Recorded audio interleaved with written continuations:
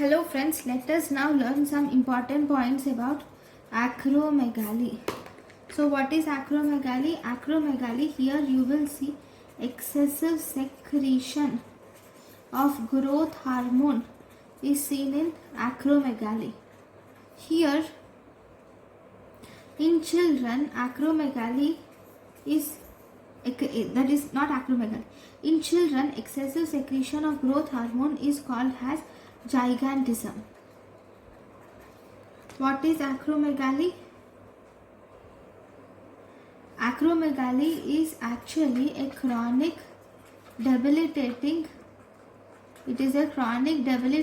disease which is associated with bony and soft tissue growth. There is bony and soft tissue overgrowth occurs, and because of that there will be increased mortality is seen in acromegaly. Then if you see, the next important thing is the etiology of acromegaly. Acromegaly mainly occurs in, it is mainly caused by pituitary adenomas, and most commonly it occurs in 75% of cases. It occurs due to macroadenomas.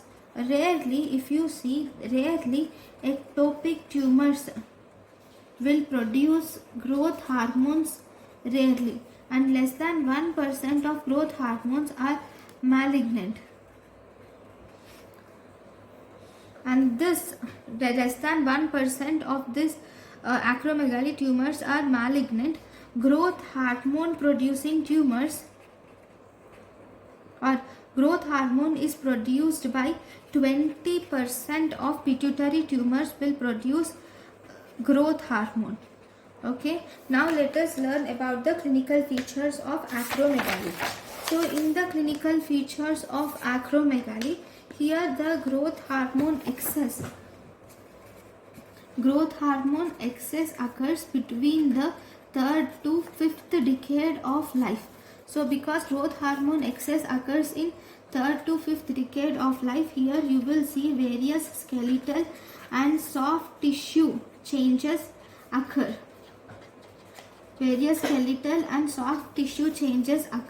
Like there occurs enlargement of hands will occur, enlargement of hands and feet with coarsening of facial features are seen. Okay, enlargement of hands and feet with coarsening of facial features.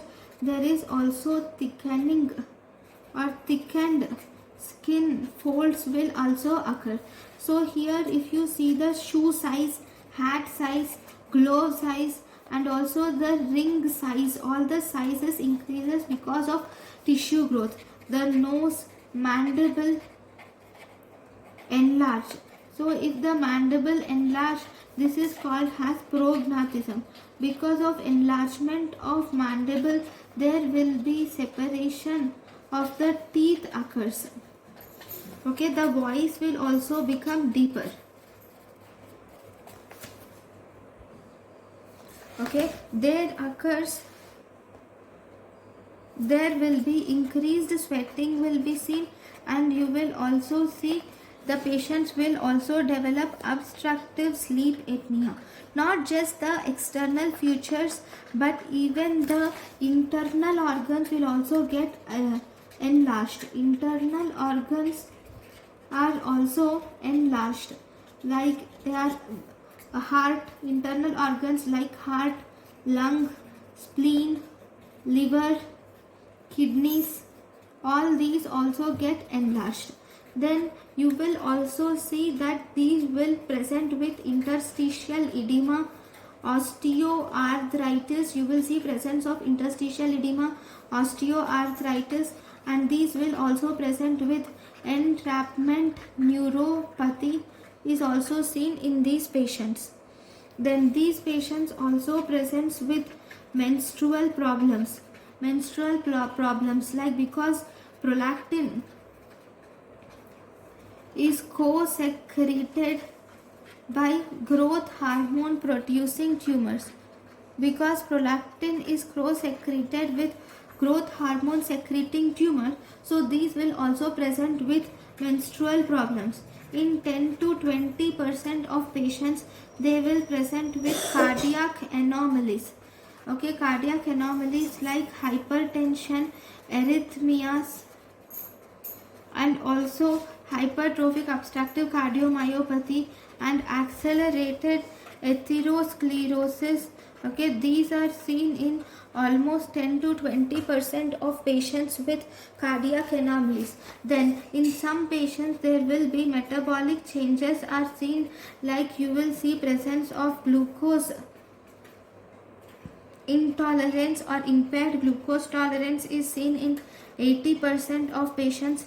You will see diabetes mellitus in 13 to 20% of cases.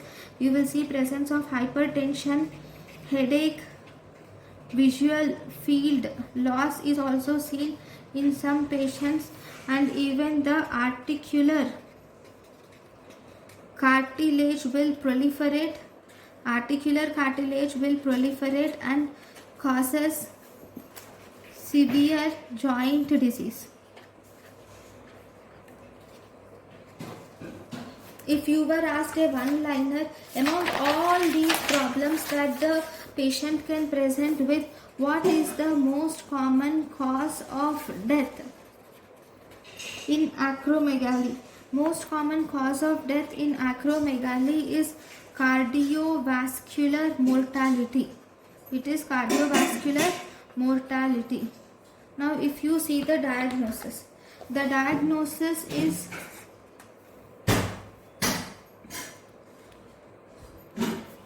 patients with acromegaly may have symptoms. Symptoms may be present for average of 9 years before the diagnosis is made.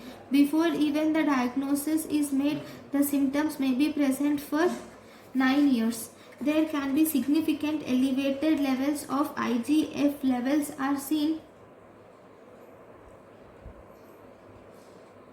Okay, which is a positive screening test for acromegaly. Okay, then what about the confirmatory test? In confirmatory test, you should give 100 milligrams of glucose is given to the patient orally, and then you will see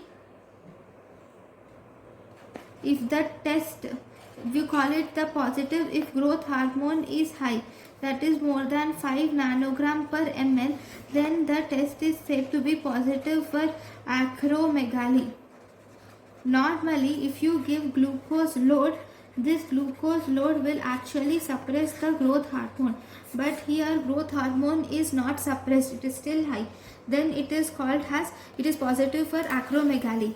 If you measure the, you can also measure insulin like growth factor. You can measure insulin like growth factor, or also called as somatomedin, can be measured. This will actually correlate with disease activity. Then if you do a radiological studies will suggest that if CT scan and MRI, in radiological studies CT scan and MRI are used to localize the tumor.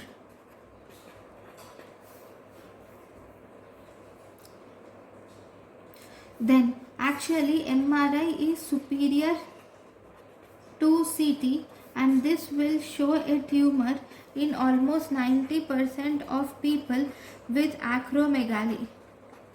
Okay, now what about the management or treatment? The treatment of the patient with acromegaly, if you see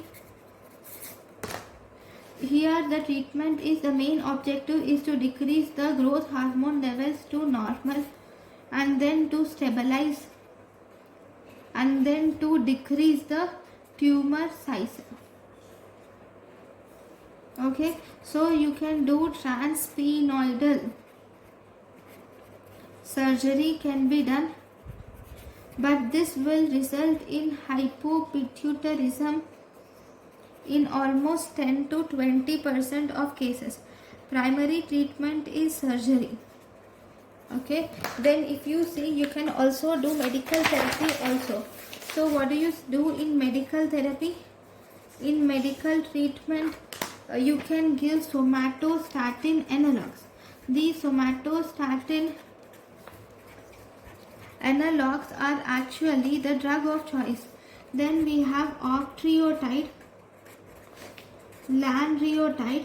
We have octreotide, lanreotide. All these will reduce the growth hormone values in around 70%.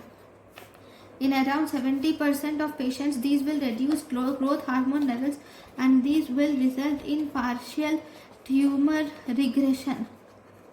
Okay, now octreotide is actually the best medical therapy for acromegaly. Best medical therapy for acromegaly is octreotide. Now if you see, the somatostatin analogs are octreotide and lanreotide. Both these are the somatostatin analogs. Okay, so if you see, side effects are, these include, it causes cholestasis leading to cholecystitis.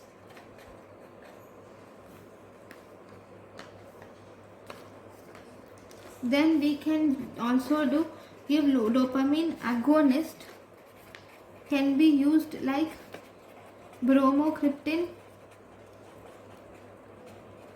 and cabergoline are used. Dopamine agonists like bromocriptine and cabergoline are used if surgery is not curative. And almost 10% of patients will respond to these drugs. So this is about the medical treatment.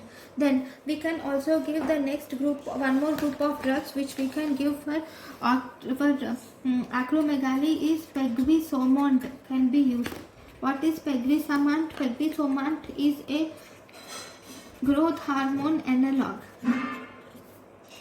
This will actually antagonize the endogenous growth hormone, and this will block the peripheral growth hormone binding. This will cause peripheral growth hormone binding to its receptor in liver. So if peripheral growth hormone binding to receptor in liver is blocked, so obviously this will block the growth hormone. This pegvisomant is a second line agent. Then if you see, we can also use radiotherapy, but this radiotherapy is used if surgery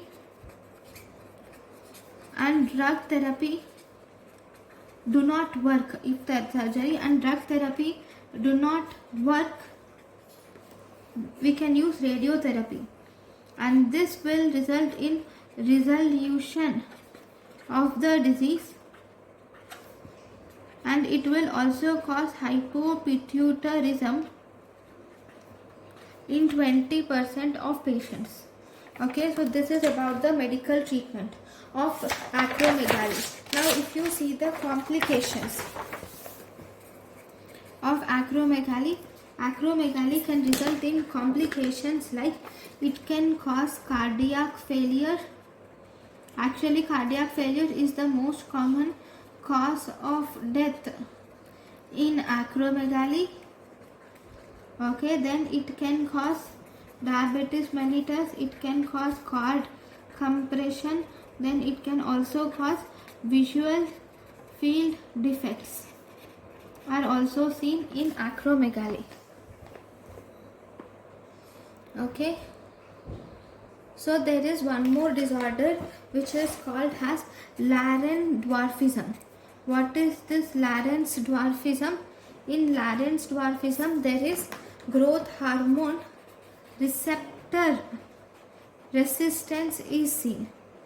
So but here there is resistance to receptor, that is the reason why there is dwarfism, but growth hormone levels are normal. So thank you for watching.